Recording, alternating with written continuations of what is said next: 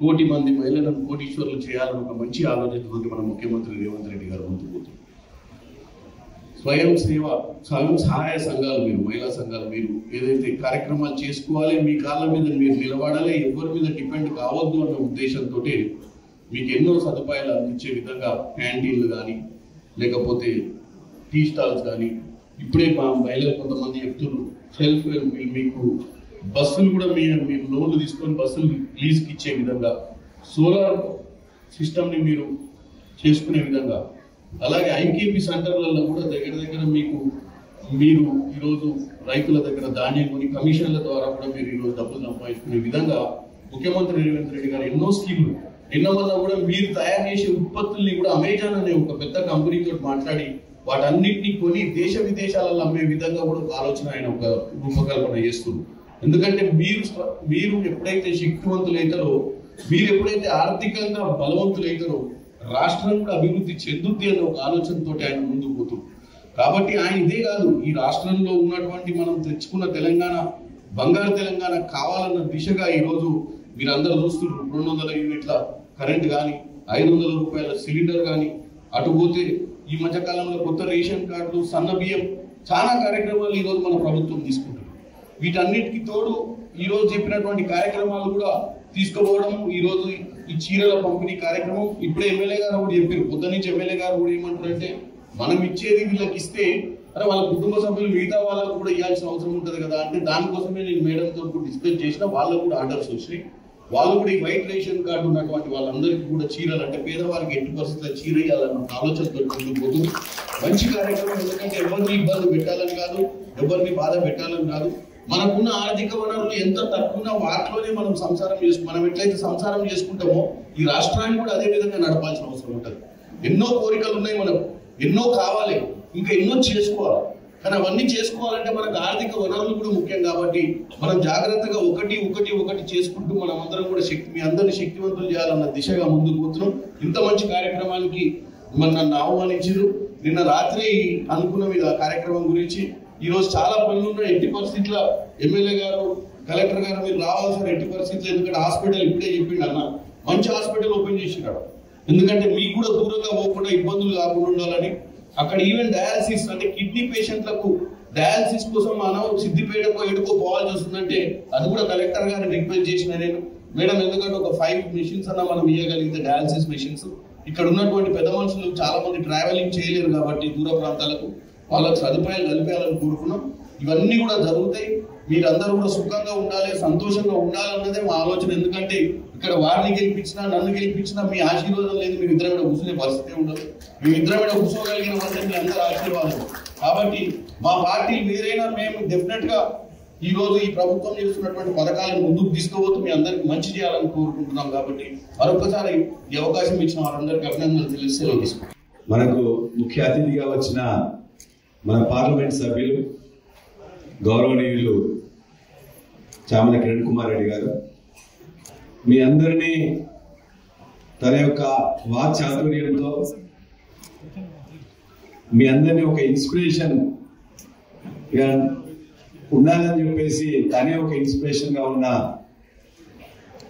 కొద్ది కాలంలోనే కలెక్టర్ అయ్యి కొద్ది కాలంలోనే కలెక్టర్ అంటే ఈ విధంగా పనిచేయాలని చెప్పేసి చూపిస్తున్న సిద్దిపేట కలెక్టర్ గౌరవనీయురాలు హిమావతి గారు, వేదిక మీద ఆసీనులైన మిగతా మిత్రులు, వేదిక ముందు ఆసీనులైన 4 మండలాల నుంచి మద్దూరు, దూల్మేట, కొమరవెల్లి, చేర్యాలని విచ్చేసిన అక్క జల్లెలకు ముందుగానే శిరస్సు ఉంచి నమస్కారం తెలియజేస్తున్నాను. ఈ కార్యక్రమంలో జయదేవ్ గారు మాట్లాడుతూ కొన్ని విషయాలు చెప్పారు. అన్ని జిల్లాలు ఎట్లా ఉన్నాయి కానీ సిద్దిపేట జిల్లాలో మా మహిళా సంఘాలు మాత్రం బ్రహ్మాండమైన పని చేస్తున్నాయి. అది ఏ పని ఎత్తుకున్నా కూడా ఆ పనిలో చివరికి అప్పు తీసుకుంటే అప్పుని పే చేయడంలో కూడా 95% ఇస్తాంటే ఇంకా సంతోషపడతలేదు సార్. 60-70% కూడా ఇతరులు చేయట్లేదు, మేము 95% చేస్తున్నాం కాబట్టి మా వాళ్ళు చాలా అద్భుతంగా చేస్తున్నారు సార్. అంతేకాకుండా ఐకేపీకి కూడా తెలంగాణ వచ్చిన తర్వాత ఐకేపీ కేంద్రాలలో కూడా మహిళలకు ఇవ్వాలని చెప్పేసి అనుకుంటే వాళ్ళకి ఇచ్చిన దగ్గర నుంచి అద్భుతంగా నడిపిస్తున్నారు. ఈ ప్రభుత్వం కూడా కొనసాగిస్తుంది. నేను అభినందిస్తున్నా. మా అక్క చెల్లెలు చాలా చక్కగా పొదుపు చేసుకుంటూ బ్రహ్మాండంగా దాన్ని కూడా ఐకేపీ కేంద్రాలను కూడా అద్భుతంగా నడిపిస్తారని మీ మాటల్లోనే చెప్పారు. అదేవిధంగా ఇందిరమ్మ ఇళ్లకు మొదటి విడత డబ్బులు లేకపోతే ఆ డబ్బుల్ని కనీసం ఒక చెక్కు తర్వాత వాళ్ళకి వస్తుంది కాబట్టి ఆ చెక్కు పైసలన్నా మనం ఈ యొక్క మహిళా సంఘాల ద్వారా రుణాలు ఇవ్వాలని చెప్పేసి అంటే అందులో కూడా మనం ముందు పెట్టున్నాం. అందుకు మీరు అందరూ అభినందనీయులు. ఎందుకంటే మన పేదవాళ్ళకు మనమే పేదవాళ్ళం, మనతో పాటు అవకాశం వచ్చిన వాళ్ళకు ఒక చేయూత ఇవ్వాలని చెప్పేసి మహిళా సంఘాలు వాళ్ళు ఏదైతే కార్యక్రమం తీసుకున్నారో చాలా అభినందనీయులు. కలెక్టర్ గారు మాట్లాడుతూ జనరల్ గా మిగతా మహిళలందరూ కూడా అందరూ శక్తి స్వరూపులే, మా ప్రాంతం వాళ్ళకు తక్కువ ఉన్నారు అంటున్నారు. మేడం, ఈ ప్రాంతం తెలంగాణ సాయుధ పోరాటానికి అదేవిధంగా మా చాకలి ఐలమ్మ పుట్టిన ప్రాంతం. మా చాకలి ఐలమ్మ యొక్క వారి యొక్క వారసులు ఇక్కడ కూర్చున్న వాళ్ళందరూ. ఈ ప్రాంతం వరంగల్లో ఉన్నారు ఇప్పటి వరకు. ఆ వరంగల్ గడ్డని రాణి రుద్రమదేవి యొక్క వారసులు ఇక్కడ కూర్చున్న వాళ్ళందరూ. కాబట్టి పని చేయడంలో, పోరాటం చేయడంలో ఎందులో కూడా 100కి 100% కూడా వాళ్ళు చేస్తారు. కాబట్టి మీ యొక్క స్ఫూర్తి వచనాలు మాకు ఇంకా మా యొక్క అక్కజనులకు చాలా ఉపయోగపడతాయని చెప్పి నేను భావిస్తూ ఇవాళ ఈ కార్యక్రమంలో మీతో పాటు ఇవాళ మహిళా సంఘాలకు మాత్రమే, మహిళా సంఘ సభ్యులకు మాత్రమే చీరలు ఇవ్వాలని చెప్పేసి ముందుగా ప్రభుత్వం నిర్ణయించింది. కానీ పొద్దున గౌరవనీయులు ఎంపీ గారితో కూడా నేను రిక్వెస్ట్ చేసిన, మరి ఇంటికి పోతే మహిళా సంఘంలో ఉన్న కోడలకు వచ్చింది అత్తకు రాదని అంటారేమో, కాబట్టి వాళ్ళకు కూడా ఇచ్చినట్టు మనం ఇందులో పెడితే బాగుంటుందని అంటే మా అన్నగారు కూడా చెప్పినట్టున్నారు. అక్కడి నుంచి ఇక్కడికి వచ్చేసరికి ఇక్కడ కూడా కోడలతో పాటు అత్తకు అట్లేని వాళ్ళు చేరని చెల్లెకు కూడా చీర ఇవ్వాలని చెప్పేసి నిర్ణయం తీసుకోవడం అభినందనీయం. కాబట్టి గ్రామంలో ఉండే మహిళలందరికీ, ఎందుకంటే మహిళల్లో గ్రామాల్లో ఉండే మహిళలందరూ కూడా చాలా మంది పేదవాళ్ళు ఉన్నారు, కొద్దిమంది వాళ్ళ కలిగిన వాళ్ళు ఉంటే ఉండొచ్చు. కానీ అందరికి ఒక తరతమ భేదం లేకుండా గ్రూపులనే కాకుండా అందరికీ ఏ విధంగా వీలైతే ఆ విధంగా గ్రామాల్లో ఉండే 100% 18 సంవత్సరాలు నిండిన వాళ్ళందరికీ ఇవ్వాలని చెప్పేసి కూడా నేను పొద్దున ప్రభుత్వాన్ని కోరినా, కొంత వారు ఇస్తున్నారు. మిగతా వాళ్ళందరూ కూడా ఇవ్వాలని కోరుతూ ఈ యొక్క మంచి కార్యక్రమంలో నన్ను భాగస్వామ్యం చేసినందుకు అధికారులకు అందరికీ కూడా నేను ధన్యవాదాలు తెలియజేస్తూ, మా వాళ్ళు ఏదైతే బ్రహ్మాండంగా పనిచేస్తూ నీతి నిజాయితీతో బ్రహ్మాండంగా రీపేమెంట్ చేస్తూ మిగతా వాళ్ళకు కూడా హెల్ప్ చేస్తున్నారో అది కొనసాగుతుంది. ఖచ్చితంగా మా అక్కజనుల వైద్యం కోసం కూడా ఇప్పుడే ఒక చేర్యాలలో కొత్త హాస్పిటల్ కూడా ఇనాగ్రేట్ చేసుకున్నాం. దానికి కూడా కలెక్టర్ గారు చొరవ తీసుకున్నారు. ఎందుకు సందర్భంగా చెప్తున్నా అంటే, కలెక్టర్ గారు వచ్చిన తర్వాత 2 సంవత్సరాల నుంచి మా మాట ఎవరు వినట్లేదంటే నేను చెప్పిన, కలెక్టర్ గారు వచ్చి 2 సార్లు చూసి ఖచ్చితంగా దాన్ని చేద్దామని చెప్పి పట్టుదలతో చేసిండ్రు. వారం రోజుల్లో మన వాళ్ళందరూ ఎక్కడికో సిద్దిపేటకో జనగామకో ఎక్కడికో పోకుండా చిన్న ఆరోగ్యంగా ఉండాలని కోరుకుంటాం. ఎప్పుడన్నా అనారోగ్యానికి గురైతే మాత్రం మన దగ్గరనే కావాలని చెప్పేసి కూడా మా అందరూ కూడా మంచి హాస్పిటల్ వచ్చింది. ఎక్విప్మెంట్ కూడా వారం 10 రోజుల్లో మొత్తం సెట్ అవుతుంది. కాబట్టి కొత్త హాస్పిటల్ కూడా చేరియాల్లో ఇప్పుడే మా ఎంపీ గారు మిగతా అందరూ కూడా అందరూ రాజకీయ పక్ష నాయకులు వచ్చిన వారి సమక్షంలోనే మంచి హాస్పిటల్ కూడా ఓపెన్ చేసుకున్నాం. కాబట్టి చేరియాల ప్రాంతానికి ఇంకొద్దిగా కొన్ని దానికి సంబంధించిన డయాలసిస్ కూడా కావాలని చెప్పేసి కలెక్టర్ గారికి, అదేవిధంగా అధికారులకు, ప్రభుత్వానికి కూడా అదే ఎంపీ గారి గురించి విజ్ఞప్తి చేసిన. కాబట్టి ఆ సదుపాయాన్ని కూడా మీరందరికీ ఉపయోగించుకోవాలని చెప్పేసి విజ్ఞప్తి చేస్తూ ఈ అవకాశం ఇచ్చిన మీకు నేను ముందుగా ధన్యవాదాలు చేస్తూ జై తెలంగాణ. మహిళలు అంటేనే శక్తి కదా, శక్తి స్వరూపం. కాబట్టి మనందరం శక్తి స్వరూపానికి సంకేతంగా చెప్తున్నప్పుడు ఆ అమ్మవారికి ఎంత శక్తి అయితే ఉందో మనందరికి కూడా అంతే శక్తి ఉంది కదా. సో అమ్మవారు అన్ని పనులు సమస్తం చేస్తుంటుంది. మనం తెలుసుకుంటూ ఉంటాం ఎప్పుడు కూడా సౌందర్య లహరిలో శివశక్త్యాయుక్తో యది భవతి శక్తః ప్రభవితుం నచేదేవం దేవో నఖలు కుశలః స్పందితుమపి అతస్త్వామారాధ్యాం హరిహర విరించాదిభిరపి ప్రణంతుం స్తోతుం వా కథమకృత పుణ్య ప్రభవతి అని అమ్మవారు స్తుతిస్తాం. ఏమని? అమ్మ, నువ్వు లేకపోతే శివుడు కూడా ఏమి చేయలేడు, హరిహర వీయించాలంటే బ్రహ్మ విష్ణు మహేశ్వరులు కూడా శక్తి చేయలేదు. కాబట్టి అమ్మవారు శక్తి లేకపోతే శివుడు కూడా ఏమీ చేయలేడు. కాబట్టి శక్తి అనేది చాలా ఇంపార్టెంట్. మరి ఆ శక్తి స్వరూపులు ఎవరు అంటే మనందరం కదా. సో అంతటి మహిళలకి అంత శక్తి ఉన్న మహిళలు వాళ్ళ శక్తి వాళ్ళకి తెలియదు.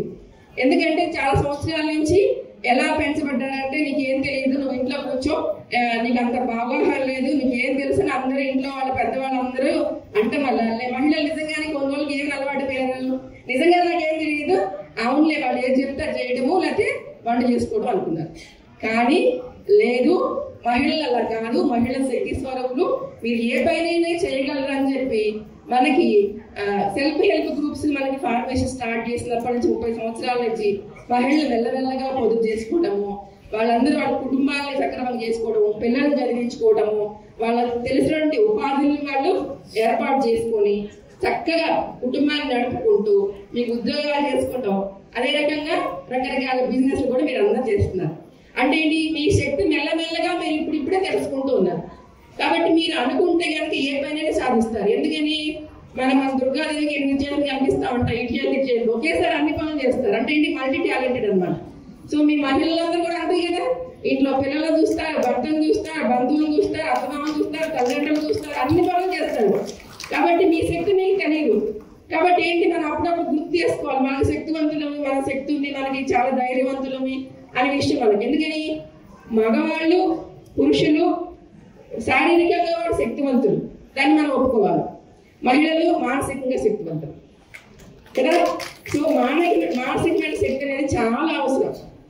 కాబట్టి ఆ శక్తి మీరందరికీ ఉంది. కాబట్టి ఈ మహిళలు ఏదైతే కనుక మీరందరూ ఇప్పుడు గ్రూపుల్లో ఉండి పొదుపు చేసుకుంటారో ఖచ్చితంగా ఆ పొదుపుని మంచి ప్రయోజనాలకు ఉపయోగించాలని, మంచి బిజినెస్ చేయాలని, ఈ జనరేషన్ అంతా పొదుపు చేయటము, పిల్లల్ని చూసుకోవడం ఇవన్నీ చాలా అవసరం కూడా. కానీ తర్వాత ఇంకొక స్టేజ్కి కూడా వెళ్ళాలి. నెక్స్ట్ మీరందరూ కూడా ఏంటి, ఎంటర్‌ప్రెన్యూర్స్ గా మీరు డెవలప్ అవ్వాలి. ఒక స్టేజ్ వరకు వచ్చి ఆగిపోకూడదు.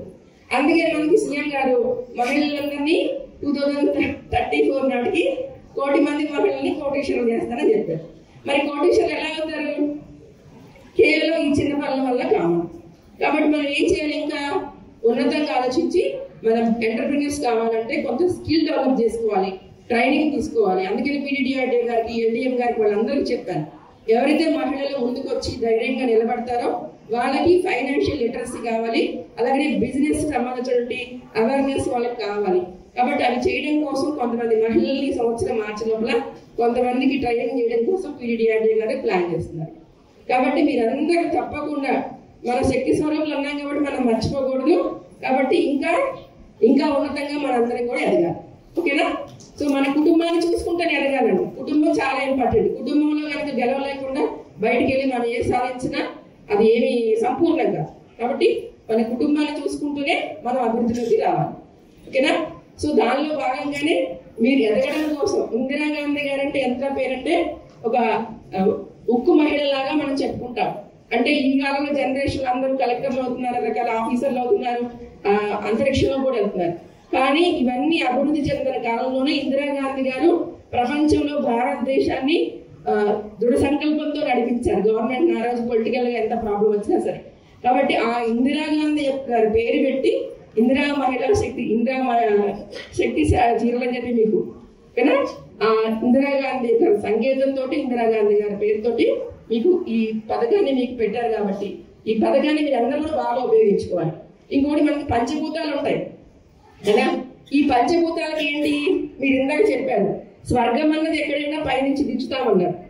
సో ఆ స్వర్గం అనేది మీకు చీరలప్పుడు దిగొచ్చింది. ఎందుకని ఆ ఆకాశం అనేది పంచభూతాల ఆకాశం ఒకటి, ఆకాశం రంగు మీకు ఆ చీరలకు కూడా ఇచ్చారు. అంటే ఏంటి, అది సంకేతం అనమాట. ఆకాశం అనేది అందరికీ సమానమే కదా. సో మీరు కూడా అందరికీ సమానంగా పంచుతా ఉన్నారు ఇందాక మీరు కదా. మీరు వచ్చిన అందుకున్న ఫలాల్ని అందరికి సమానంగా పంచుతారు. కాబట్టి ఆ సంకేతంగా ఆ చీర రంగు, డిజైన్ ఇవన్నీ ఉన్నాయి. కాబట్టి చక్కగా ధరించినప్పుడు ఒక పాజిటివ్ వైబ్రేషన్ తోటి చక్కగా ఒక పాజిటివ్ గా అందరూ కూడా కలిసి మీరందరూ కూడా మంచి కార్యక్రమాలు చేసి ఇంకా అభివృద్ధిలోకి రావాలని, ఆకాశమే హద్దుగా మీరు ఎదగాలని నేను కోరుకుంటున్నాను. చరిత్ర సృష్టించినోడు ఇప్పుడు ఆ చరిత్రని తిరగరాయబోతున్నాడు. అబద్ధాల గోడల్ని బద్దలు కొట్టి నిజాలను రాగా మీ ముందుంచబోతున్నాడు. నిజమైన వార్తల కోసం వెంటనే డౌన్లోడ్ చేసుకోండి రా యాప్ని.